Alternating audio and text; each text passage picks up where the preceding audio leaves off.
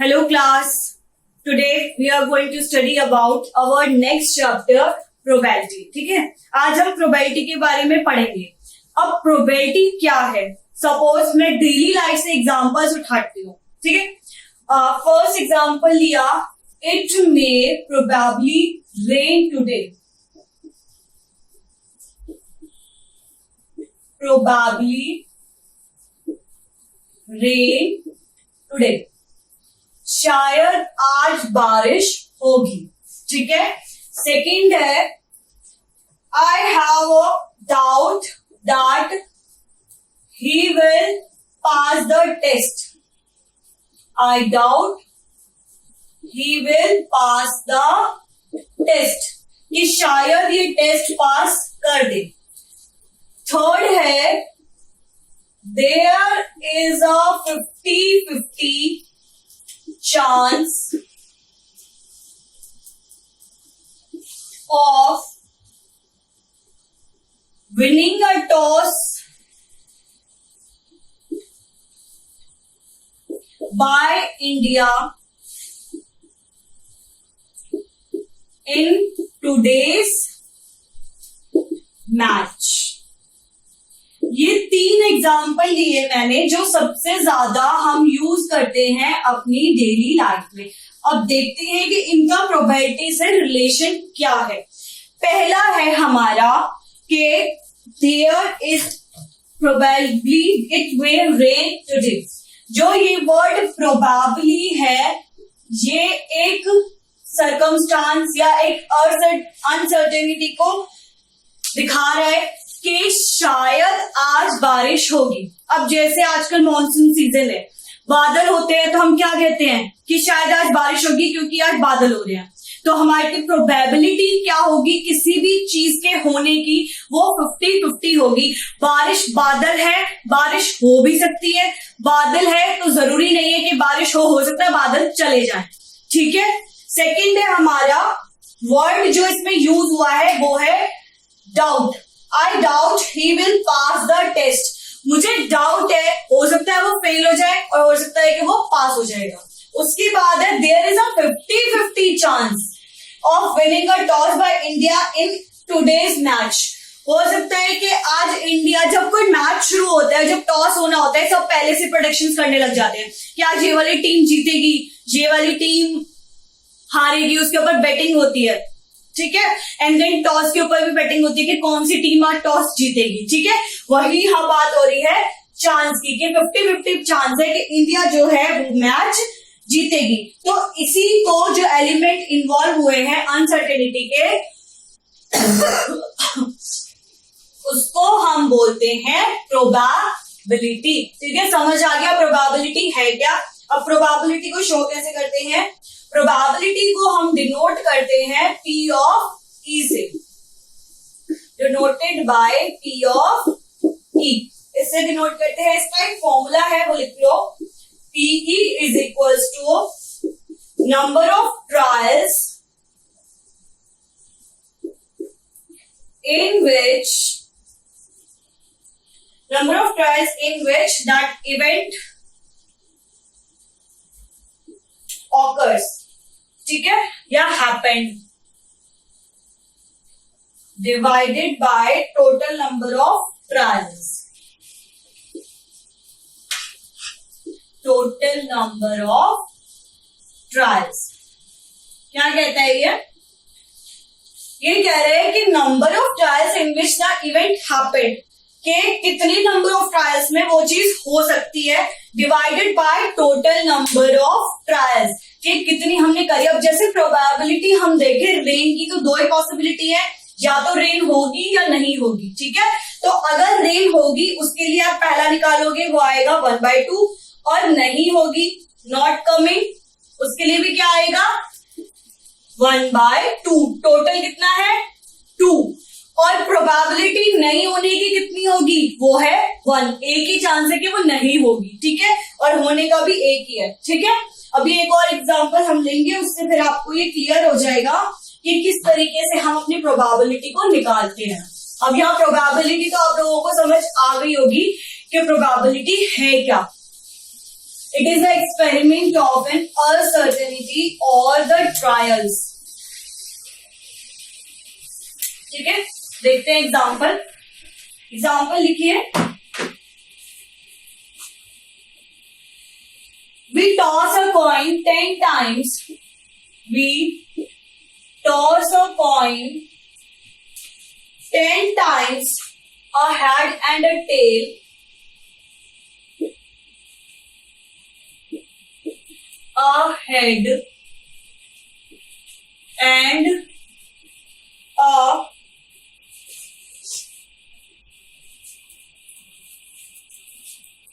tail are occurred a number of times. ठीक है, then we record the following observation in a table.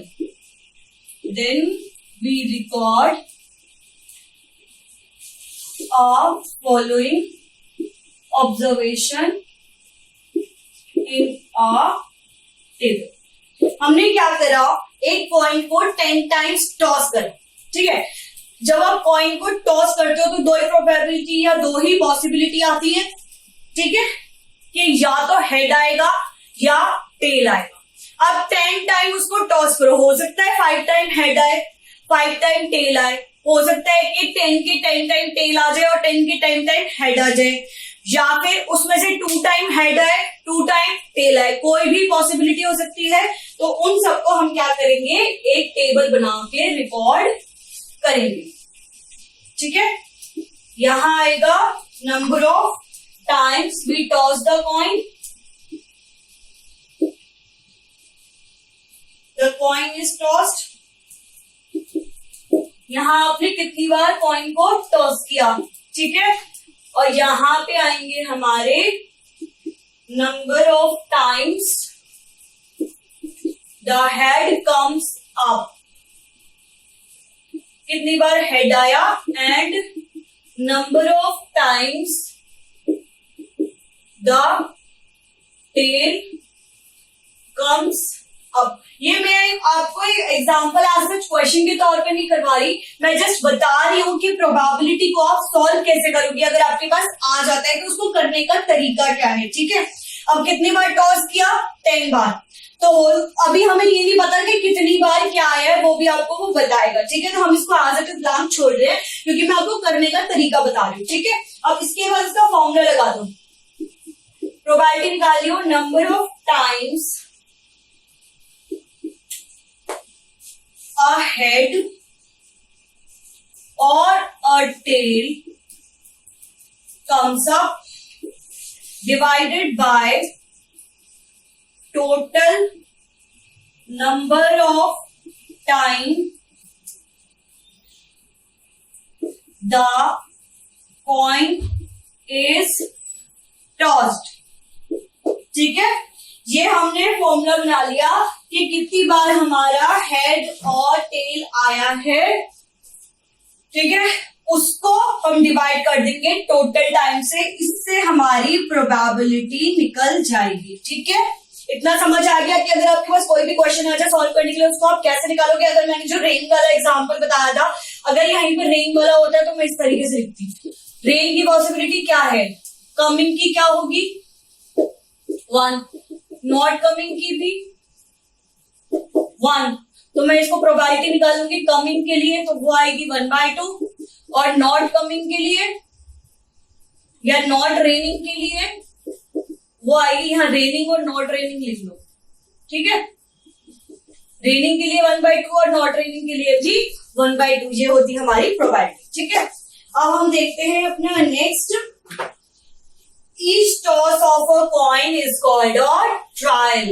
सारे टॉसर्स के coin को क्या बोलते हैं, Each toss of a coin is a trial. इसको हम बोलते हैं ट्रायल.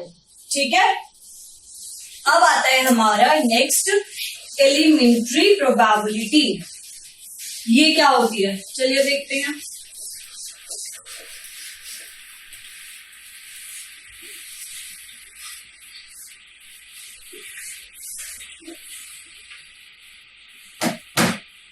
एक्सपेरिमेंटल या एम्पेरिकल?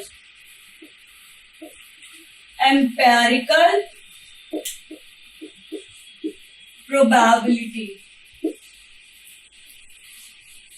है वही, कुछ नहीं है जो मैंने आपको प्रोबेबिलिटी समझाई है। पहले इसकी डेफिनेशन लिख लो।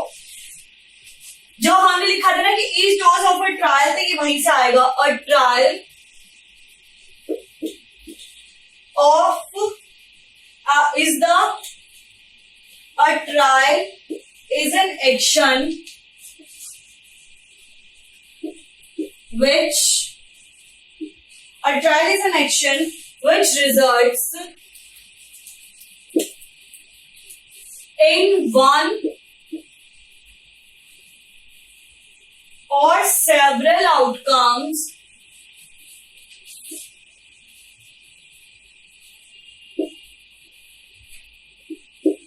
we called this as experimental or empirical probability। देखिए, और इसको भी हम डिनोट करते हैं P ऑफ E से। P मतलब प्रोबेबिलिटी, E मतलब ज्यादा एम्पेरिकल या एक्सपेरिमेंटल, जो भी हम एक्सपेरिमेंट करते हैं। तो इसका फॉर्मूला क्या बनेगा? It amounts to be number of trials in which the event occur, number of trials in which the event occurs divided by total number of trials। है ये वही जो मैंने आपको पहले भी बताया, ठीक है। बट इसके अंदर सिर्फ एक ही चीज है कि जब भी हम कोई ट्रायल करते हैं तो वो हमें कोई एक्शन होता है, उसके एक या एक से ज्यादा आउटकम्स आने की पॉसिबिलिटी होती है। वही है हमारा एक्सपेरिमेंटल या एम्पेरिकल प्रोबेबिलिटी। देखिए, जब हम कॉइन को टॉस करते हैं, अगर मैं सिर्फ 2 बार कॉइन को टॉस करूंगी तो पहली प्रोबेबिलिटी मेरी होगी कि या तो दोनों बार हेड आ जाएगा या दोनों बार टेल आ जाएगा, या एक बार हेड एक बार टेल, या फिर एक बार टेल एक बार हेड, कोई भी प्रोबेबिलिटी हो सकती है, ठीक है। मैंने आउटकम्स कितने, एक्सपेरिमेंट कितनी बार करा? 2 बार। आउटकम भी कितनी बार आएंगे? 2 बार। लेकिन फिर वो क्या आउटकम आएंगे वो हम फाइंड आउट करते हैं, फिर उसकी प्रोबेबिलिटी क्या होती है वो हम निकालते हैं, ठीक है। अब कुछ क्वेश्चन देख लो जिससे ये क्लियर हो जाए। प्रोबेबिलिटी में बस यही है आपका कि किस तरीके से आप प्रोबेबिलिटी को फाइंड आउट करोगे। किसी का भी निकाल सकते हो। अगर सपोज एक डाइस दे दिया जाए आपको और डाइस आपने थ्रो करा 6 टाइम्स, ठीक है, तो कोई भी प्रोबेबिलिटी निकल सकती है। हो सकता है कि 6 के 6 बार 66 आ जाए जब आप डाइस को थ्रो कर सकते हो सकता है कि 6 बार 6 थ्रो में से 5 जो है 6 आ जाए और एक 1 आ जाए। तो प्रोबेबिलिटी कुछ भी हो सकती है, बस उसको आपको फाइंड आउट करना होता है कि प्रोबेबिलिटी है क्या, ठीक है। अब क्वेश्चन देखते हैं। अ coin is tossed 1000 times, a coin is tossed 1000 times with the following frequencies।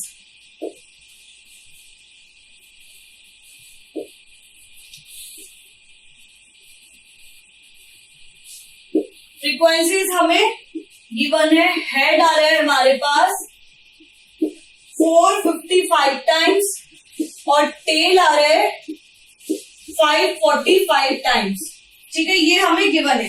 Compute the probability of each event. Compute the probability of each event। आपको दोनों इवेंट के लिए प्रोबेबिलिटी फाइंड आउट करनी है। क्या कह रहे हैं क्वेश्चन? क्वेश्चन कहता है कि आपको एक कॉइन टॉस किया है आपने, कितनी बार? 1000 टाइम्स। उसमें हेड कितने टाइम्स आया? हेड आया है हमारे पास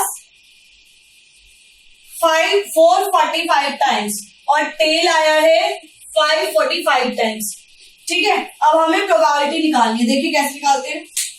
पहले हम निकालेंगे हेड के लिए, number of times a head comes up.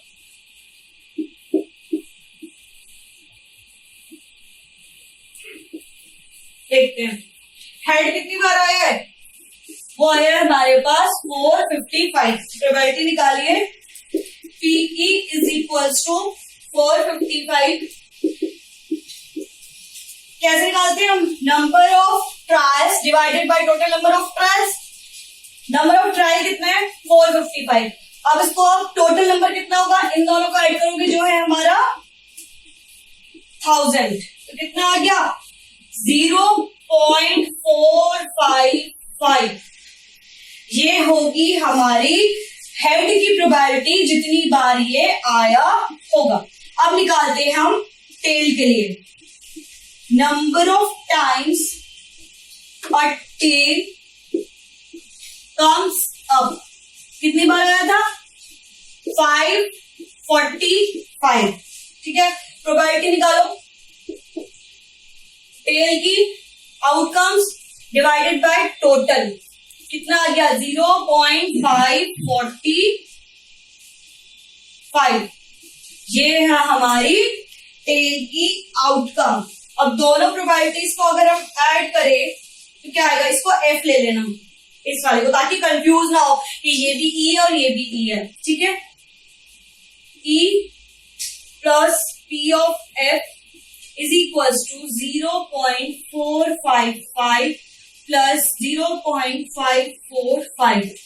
ये कितना आ जाएगा, it come out to be 1। समझ आ गया कैसे हम अपनी प्रोबेबिलिटी के क्वेश्चन को सॉल्व करते हैं। कुछ नहीं करना, जो टोटल नंबर ऑफ आउटकम एक सिंगल इवेंट का होगा उसको टोटल से डिवाइड कर देना। ठीक है, अब अपना नेक्स्ट क्वेश्चन देखते हैं। नेक्स्ट क्या है, प्रोबेबिलिटी में कंफ्यूज होने जैसा ऐसा कुछ है नहीं, बस आपको ये चीज ध्यान रखनी है कि आउटकम्स आप कैसे निकालोगे। जैसे जैसे वो बोलता जाए उसी हिसाब से उसको टेबल बनाते चले जाना। देखिए हम अपना अगला क्वेश्चन देखते हैं। 50 seeds were selected at random. Question देखिए, 50 seeds were selected at random from each of 5 bags of seeds and were kept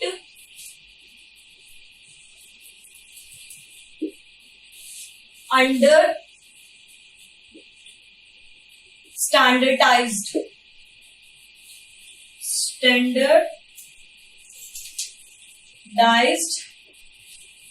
conditions favorable to the seeds.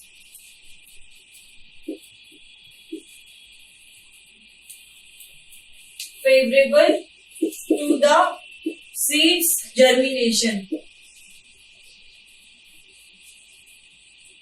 Seeds को जर्मिनेट करने के लिए उनको एक स्टैंडर्डाइज कंडीशन में रखा गया। After 20 days the number of seeds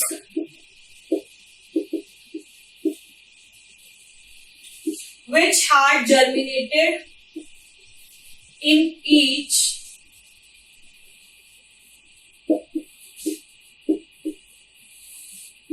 collection were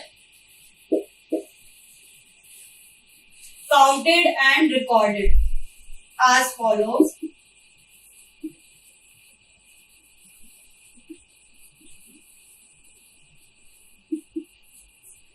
bag है हमारे पास, इसमें आपको टेबल गिवन है। बैग है, 5 बैग्स है और number of seed germinated given है। बैग्स है 1 2 3 4 5। फर्स्ट बैग में हुए हैं 40, सेकंड में 48, थर्ड में 42, फोर्थ में 39 और फिफ्थ में 41। अब आपको निकालना क्या है, what is the probability of germinating of seeds, what is the probability of germination of seeds, germination of,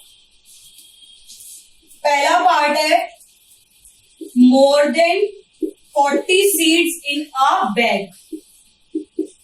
एक बैग के अंदर 40 से ज्यादा seeds, second 49 seeds in a bag,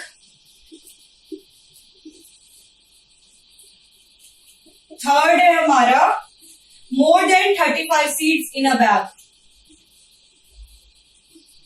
35 seeds in a bag. ठीक है, चलिए देखते हैं क्या दे रखा है हमें बोल रहे हैं कि 50 सीड्स जो हमने एंड रैंडम सेलेक्ट किए 5 बैग्स के अंदर से। ठीक है, सीड्स के 5 बैग थे जिसके अंदर से हमने 50 सीड निकाले, जिनको एक स्टैंडर्डाइज कंडीशन में जर्मिनेट करने के लिए रख दिया। 20 दिन बाद हमने देखा कि कुछ नंबर ऑफ सीड्स जो है वो जर्मिनेट हो गए सारे कलेक्शन में से। क्या क्या हुए, बैग जीरे, जो नंबर ऑफ सीड जीरा, फर्स्ट बैग में 40 हुए थे, सेकंड में 48, थर्ड में 42, फोर्थ में 39, फिफ्थ में 41। अब हमें फाइंड आउट क्या करना है, हमें फाइंड आउट करना है कि जो जर्मिनेशन वाले सीड्स हैं, पहला है कि मोर देन 40 सीड्स किस बैग में हुए होंगे उसकी क्या प्रोबेबिलिटी है, दूसरा 49 सीड्स के लिए, तीसरा मोर देन 35 सीड्स के लिए। अब देखते हैं, पहले सॉल्यूशन करते हैं अब इसका हम। Total number of solution, total number of bags कितने हैं हमारे पास, 5। 5 बैग में से तो निकाले हैं हमने, total number of bags is 5। ठीक है, पहला हमें निकालना है for the 40 seeds in a bag. ठीक है, मैं डायरेक्ट प्रोबेबिलिटी लिख रही हूं, 40 सीड्स किसमें हुए हैं, किसमें हुए 40, 3 में। ठीक है, more than 40 seeds in a bag, more than 40 किस किस में हुए हैं, सेकेंड वाले में, थर्ड वाले में और फिफ्थ वाले में। तो कितने में हुए, 3, डिवाइड बाय कितना आ जाएगा, 5, it come outs to be 0.6। इसकी प्रोबेबिलिटी क्या होगी, 0.6। नेक्स्ट है हमारा 49 बैग, 49 तो किसी के अंदर है ही नहीं। ठीक है, तो इसकी प्रोबेबिलिटी क्या हो गई, 0/5 and it come outs to be 0। ठीक है, नेक्स्ट है हमारे पास more than 35 seeds in a bag, के किसी भी बैग ने 35 से ज्यादा किए हो, 35 से ज्यादा तो 5 ने ही किए हैं, तो प्रोबेबिलिटी क्या आ जाएगी, 5/5 इज इक्वल्स टू 1। ये तो आपको पता है कि मैंने ये फ्रैक्शन में क्यों लिखे हैं, क्योंकि जो हमारा प्रोबेबिलिटी का फॉर्मूला है वो क्या है, number of trials of any event divided by total number of trials. ठीक है, तो नंबर ऑफ ट्रायल कितना है इसके अंदर, 3, क्योंकि हमें पहले वाले में मोर देन 40 जिसने जर्मिनेट किए होंगे वो निकालने हैं। इसके अंदर तो एग्जैक्ट 40 है, ये तो काउंट होगा ही नहीं। इसके अंदर 48 है तो ये 42 ये भी होगा, इसमें 31 है ये भी नहीं होगा क्योंकि हमें मोर देन 40 चाहिए, और 41। ठीक है, तो ये हमारे पास 3 नंबर ऑफ ट्रायल्स हो गए जो उसने जर्मिनेट किए होंगे, और टोटल कितना है हमारा 5। यहाँ बैग्स की बात हो रही है। ठीक है, नेक्स्ट है 49 तो किसी में है ही नहीं, तो इसलिए इसका तो प्रोबेबिलिटी 0 आएगी। नेक्स्ट है हमारा मोर देन 35 तो 5 भाग में हुआ है, तो उसकी प्रोबेबिलिटी हमारे पास 1 आ गई। अब आपको अपना प्रोबेबिलिटी चैप्टर भी बहुत अच्छे से क्लियर हो गया होगा कि किस तरीके से हम किसी भी इवेंट की प्रोबेबिलिटी को या ट्रायल्स को फाइंड आउट कर सकते हैं। ठीक है, आई होप अभी अच्छे से क्लियर हो गया होगा। Thank you.